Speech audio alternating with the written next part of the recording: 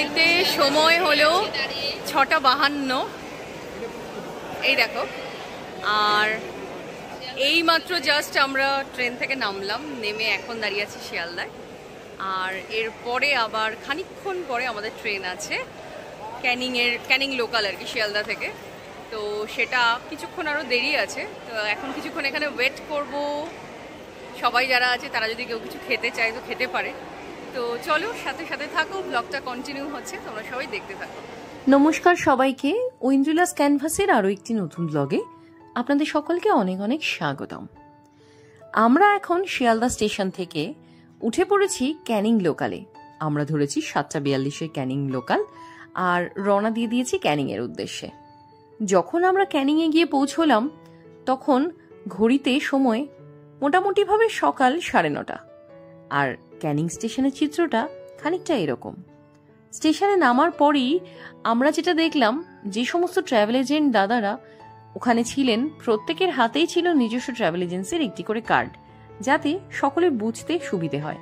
এই দেখুন, আমরাও পেয়ে গেছি আমাদের ট্রাভেল এজেন্ট দাদাকে। তো জাস্ট এই মাত্র আমরা নামলাম লোকাল থেকে। জাস্ট ভিড়টা দেখো শুধু একবার আমার পেছনে, মানে এত ভিড়। আর তোমরা তো দেখতেই পেলে যে ট্রাভেল এজেন্সির লোকও এখানে চলে এসেছে, দাঁড়িয়ে আছে। তো চলো, যা যা হচ্ছে সবকিছু তোমাদের সাথে শেয়ার করছি, তোমরা সাথে থাকো, দেখো। এই তাহলে উঠে পড়লাম গাড়িতে, আর অটো কিন্তু স্টার্ট দিয়ে দিল। চলো এবার এখান থেকেই সমস্ত অ্যাডভেঞ্চার শুরু হচ্ছে, সাথে থাকো, দেখতে থাকো। এই মুহূর্তে আপনারা যে সমস্ত অটোগুলো দেখতে পাচ্ছেন, এগুলো সবই হলো ট্রাভেল এজেন্সির রিজার্ভ করা অটো। সাধারণত যে ট্রাভেল এজেন্সি আপনি বুক করুন না কেন, তারা কিন্তু আপনাকে ক্যানিং স্টেশন থেকে সোনাখালী ঘাট পর্যন্ত অটোতে করেই নিয়ে যাবে। এখন আমরা রয়েছি মাতলা নদীর ব্রিজের উপর, আর এই হলো মাতলা নদী।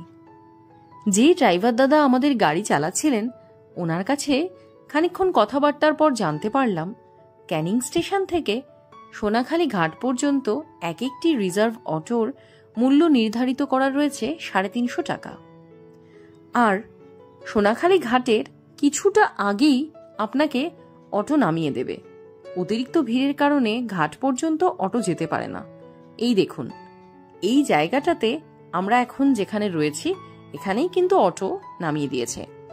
এখান থেকে সোনাখালী ঘাটের দূরত্ব হাঁটা পথে মোটামুটি ভাবে 2 থেকে 3 মিনিট। সোনাখালী ঘাটে পৌঁছানোর পর যতক্ষণ না আপনার নিজস্ব নির্ধারিত লঞ্চ আসছে, ততক্ষণ পর্যন্ত আপনাকে অপেক্ষা করতে হবে। আর কোন লঞ্চে আপনাকে উঠতে হবে সেটা কিন্তু আগের দিন রাতেই, অর্থাৎ আপনার ট্যুর যেদিন শুরু হচ্ছে তার ঠিক আগের দিনই ট্রাভেল এজেন্সির লোকেরাই আপনাকে জানিয়ে দেবে। তো অবশেষে এই মুহূর্তে আমরা চলে এসেছি সোনাখালীর ফেরিঘাটে। আর দেখতেই পাচ্ছ প্রচুর লঞ্চ দাঁড়িয়ে আছে এখানে। আর এখানে এসে ট্রাভেল এজেন্সি যে দাদারা ছিল, ওনারা বললেন যে আমরা যেই লঞ্চটাতে উঠবো ওটার নাম হলো গ্রহরাজ। আর একটা কথা যেটা আমি তোমাদেরকে বলিনি এখনো, মানে বলা হয়নি আর কি, তো আমরা এখানে এসছি through Sagar Sangam travel agency. আর ইউটিউব থেকেই আমি এটার খোঁজ পেয়েছিলাম। আমি এক কাজ করব, ওনাদের যোগাযোগের যে কন্ট্যাক্ট নাম্বার সেটা আমি অবশ্যই ডেসক্রিপশন বক্সে দিয়ে দেব। অবশেষে আমাদের প্রতীক্ষার অবসান হলো এবং আমাদের জন্য যে নির্ধারিত লঞ্চ ছিল সেটিকেও আমরা দেখতে পেলাম, এবং এখন হলো আমাদের লঞ্চে ওঠার পালা। লঞ্চে সাধারণত 2টো ফ্লোর থাকে। যে ওপরের ফ্লোরটা সেটা হয়তো আপনারা অনেকেই দেখেছেন, সেটি ওপেন থাকে এবং সেখানে আপনি বসতে পারবেন, চাইলে খাওয়া দাওয়া করতে পারবেন বা অন্যান্য যে সমস্ত কাজ সেগুলো করতে পারবেন। কিন্তু লঞ্চের নিচের ফ্লোরটা অনেকেই দেখেননি, যার চিত্র এখন আমি আপনাদের সাথে শেয়ার করছি। নিচে এরকম ভাবে বেশ খানিকটা বিছানার মতো ব্যবস্থা থাকে, যাতে যে কেউ চাইলে সেখানে বসে খানিকক্ষণ বিশ্রাম নিতে পারে বা শুতে পারে সেজন্য। তো এই জাস্ট লঞ্চে উঠলাম, আর এখানে একটা বেড নিয়ে আমরা এখন আমাদের যত লাগেজ ছিল সবগুলোকে রাখলাম এখানটায়। আর কি অবস্থা দেখতেই পাচ্ছ, পুরো একদম ঘেমে টেমে, এত গরম পুরো। তো যাই হোক, ভীষণ ভালো লাগছে। আর দেখা যাক এরপর আর কি কি অ্যাডভেঞ্চার আমাদের জন্য ওয়েট করছে। লঞ্চে উঠেই নিজেদের জিনিসপত্র ভালো করে লঞ্চের নিচের ফ্লোরে গুছিয়ে রাখার পর আমরা এখন চলে এসেছি ওপরের ফ্লোরে ব্রেকফাস্ট করতে। আর আজ প্রথম দিন সুন্দরবন ট্যুর শুরু হচ্ছে একটা খুব সুন্দর ব্রেকফাস্টের মধ্যে দিয়ে। এই দেখুন, ব্রেকফাস্টে রয়েছে লুচি, আলুর দম এবং সেই সঙ্গে রয়েছে মিষ্টি। তো এইটাকে এখন খেয়ে নেব। আর এই ব্রেকফাস্টের সাথে আরও একটা জিনিস যেটা সবসময় লঞ্চে অ্যাভেলেবেল রয়েছে, সেটা হলো গরম গরম চা। তো এই চাটাও এখন আমি খেয়ে নেব। তো সবেমাত্র আমাদের লঞ্চটা ছাড়লো, আর এত সুন্দর লাগছে এখানকার ভিউ দেখতে, ভীষণ সুন্দর। এক কাজ করি, তোমাদেরকে রিয়ার ক্যামেরা দিয়ে আমি এখন এখানকার পুরো ভিউটা শেয়ার করছি তোমাদের সাথে। চলো তোমরাও দেখে নাও আমার সাথে। ওই যে দূরে দেখা যাচ্ছে পার, ওখান থেকে জাস্ট এক্ষুনি ছাড়লো লঞ্চটা। আর এই দেখো, এই আমরা ধীরে ধীরে নদীপথ দিয়ে এগিয়ে চলেছি। এই দেখো, আমরা মোটামুটি 10টা নাগাদ লঞ্চে উঠেছি।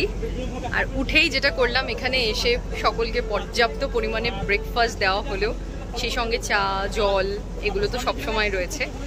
তো এগুলো খাওয়া দাওয়া করে অবশেষে যখন যত লোক ছিল লঞ্চে, সমস্ত মানে পুরো লঞ্চটা যখন ফিল হয়ে গেল, তারপর অবশেষে লঞ্চটাকে ছাড়া হলো। আর এখন আমরা রয়েছি হোগল নদীর উপরে। তো চলো, পথে যেতে যেতে যত ইনফরমেশন পাবো সমস্ত কিছু তোমাদের সাথে শেয়ার করবো, তোমরা সাথে থাকো। দেখো, হোগল নদী থেকে আমাদের লঞ্চ প্রথমেই গিয়ে পৌঁছবে গুমতি নদীতে। এরপর ধীরে ধীরে করতল নদী, নিতাই নদী হয়ে আমরা আজ গিয়ে পৌঁছবো গোসাবায়। সাধারণত বছরের দুটো সময় সুন্দরবন যাওয়ার জন্য একেবারে আদর্শ বলে ধরে নেওয়া হয়। এক হলো বর্ষাকাল এবং অপরটি হলো শীতকাল। প্রত্যেক বছর বর্ষাকাল অর্থাৎ জুলাই, আগস্ট এবং সেপ্টেম্বর, এই 3 মাস ধরে সুন্দরবনে চলে ইলিশ উৎসব। আমরাও গিয়েছিলাম এই বর্ষাকালেই, অর্থাৎ ইলিশ উৎসবের সময়। শীতকালে জলবায়ু কিছুটা মনোরম হলেও অতিরিক্ত কুয়াশার কারণে আপনি বেশ কিছু সাইট সিন মিস করতে পারেন, এবং একই সঙ্গে বাঙালির পছন্দের ইলিশও যে সেই সময় কতটা পাওয়া যাবে তা কিন্তু বলা মুশকিল। সুন্দরবনে যে সমস্ত মৎস্যজীবীরা মাছ ধরে জীবিকা নির্বাহ করেন, তারা এই ধরনের নৌকোগুলো ব্যবহার করে থাকেন। আর এখন আপনারা যেটা দেখছেন, এটি হলো একটি লঞ্চ। আমাদের মতোই এই লঞ্চটিও কিন্তু বেশ কিছু পর্যটক নিয়ে এগিয়ে চলেছে গোসাবার উদ্দেশ্যে। তবে একজনের সঙ্গে আপনাদের আজ পরিচয় না করালেই নয়। আমরা যতই লঞ্চের মধ্যে আনন্দ উল্লাস কিংবা খাওয়া দাওয়ায় মেতে থাকি না কেন, ইনি কিন্তু হচ্ছেন আমাদের লঞ্চের আজকের মূল নায়ক। ইনি ঠিক নিজের লক্ষ্য স্থির রেখে আমাদের সকলকে নিয়ে নদীপথে এগিয়ে চলেছেন সামনের দিকে। এই দেখুন, গল্পে গল্পেই চলে এসেছে আমাদের আজকের সকালের যেটা স্ন্যাক্স রয়েছে সেটা, অর্থাৎ চিংড়ি মাছের পকোড়া। ওই যে আপনাদের প্রথমেই বললাম, এখন চলছে ইলিশ উৎসব, আর এই সময় সুন্দরবনে গেলে ইলিশ মাছ তো রয়েছেই, সেই সঙ্গে রয়েছে চিংড়ি, পাবদা সহ আরো হরেক রকমের মাছ। চলুন তবে টেস্ট করে দেখা যাক। খেতে ব্যস্ত, কেমন লাগছে খেতে? আর এই জার্নিটা কেমন লাগছে? খুব সুন্দর না? গরম আছে না একদম? চলে এসেছে এই মাছ ভাজা, এটা এখন খাবো।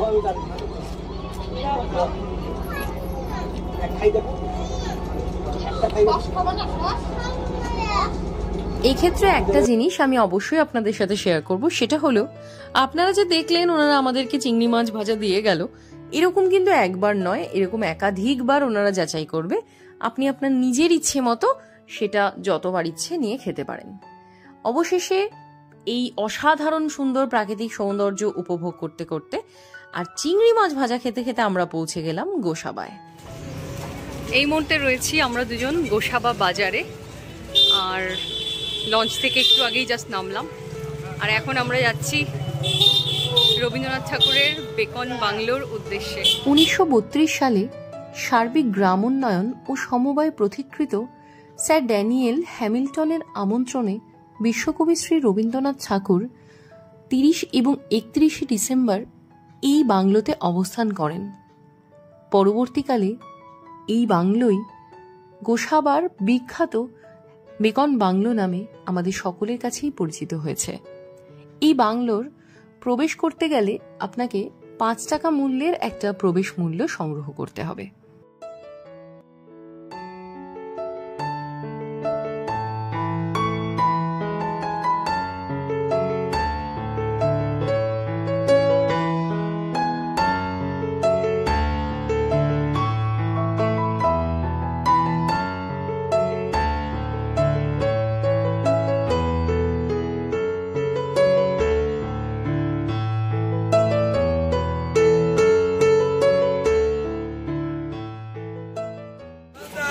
তাহলে চলে এসেছি এখন বেকন বাংলোর মধ্যে, আর আশা করি তোমরা শুনতে পাচ্ছ কি সুন্দর মিষ্টি এবং স্নিগ্ধ সুরে রবীন্দ্রসঙ্গীত হচ্ছে এখানে। তো চলো এই বাংলোটা এক্সপ্লোর করি, সাথে তোমাদেরকেও নিয়ে যাই।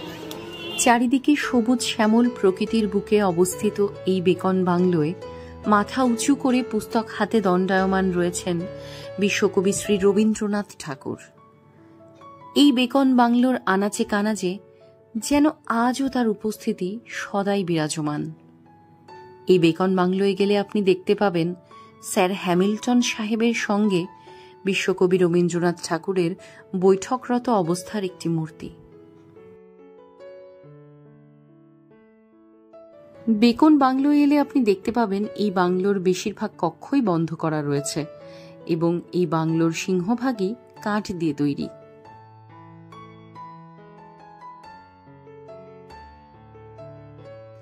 এছাড়াও এই বাংলোতে রয়েছে একটি ছোট জলাশয়, যার পাড় সুন্দরভাবে বাঁধানো রয়েছে এবং একই সঙ্গে রয়েছে পাড়ে বসার ব্যবস্থা। আর সুন্দরবনে গেলে বাঘ দেখতে পাবেন কিনা সেটার নিশ্চয়তা না থাকলেও বেকন বাংলোয় এসে এইরকম নির্জীব বাঘ কিন্তু আপনি দেখতেই পাবেন।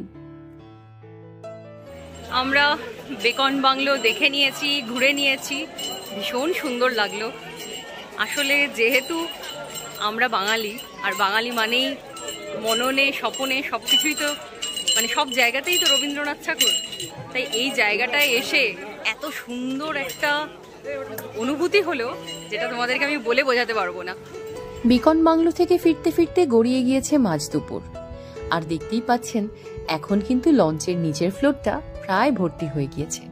বুঝতেই পারছেন তাহলে বেশিরভাগ মানুষই কিন্তু এত রোদে ঘুরে ক্লান্ত হয়ে পড়েছেন, তাই সকলেই কেউ শুয়ে বা বসে বিশ্রাম নিচ্ছেন।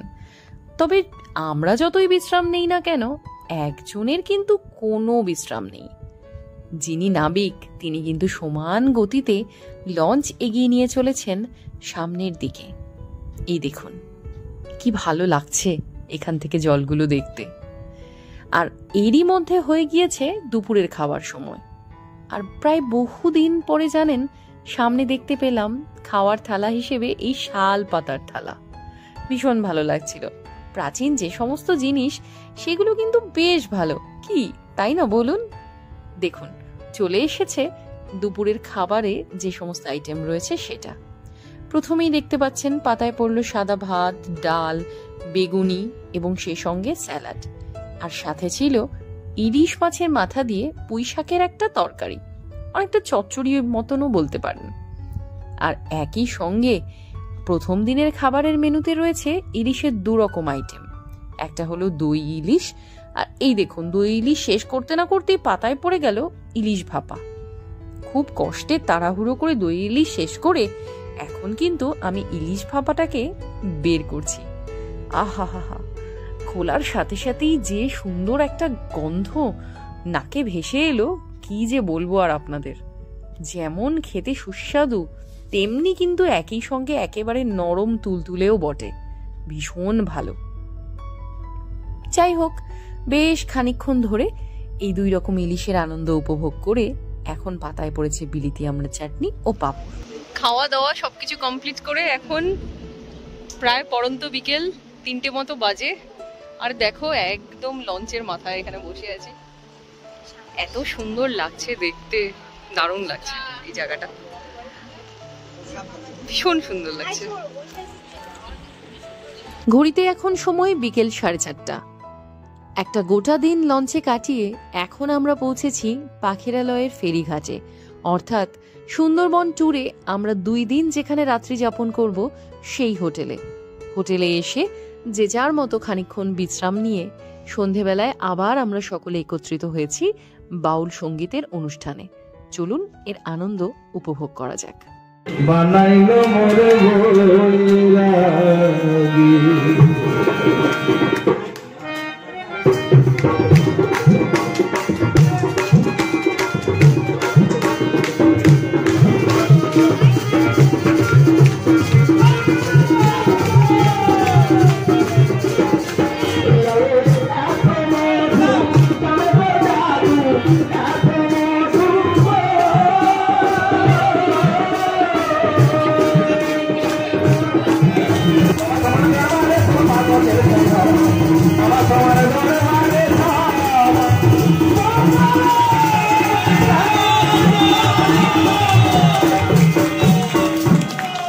অনেক হই হুল্লোড় মজা নাচানাচি করার পর এখন রাতের ডিনারের পালা। আর প্রথম দিন রাতের ডিনারের মেনু হলো ভাত, ডাল, স্যালাড, লেবু, ঝুড়ো আলু ভাজা, মাটন কষা এবং সেই সঙ্গে মিষ্টি। ডিনার কমপ্লিট হয়ে গেছে আমাদের, আর এখন আমরা যে যার ঘরে ফিরবো রুমে। তো যদি আজকের এই ডে 1-এর ভিডিওটা আপনাদের সকলের ভালো লেগে থাকে অবশ্যই আমার ভিডিওটাতে লাইক করবেন, আর ভিডিওটা কেমন লাগলো সেটা কিন্তু জানাতে ভুলবেন না। সেই সঙ্গে চ্যানেলটাকে সাবস্ক্রাইবও কিন্তু করতে হবে, শুধু তো ব্লগ দেখলে হবে না। আর যারা ফেসবুক থেকে দেখছেন তারা কিন্তু পেজটাকে ফলো করতে একেবারেই ভুলবেন না। তাহলে দেখা হবে আবার আপনাদের সাথে ডে 2-এর ব্লগ নিয়ে। ততক্ষণ পর্যন্ত সবাই খুব ভালো থাকবেন, সুস্থ থাকবেন। সবাইকে টাটা।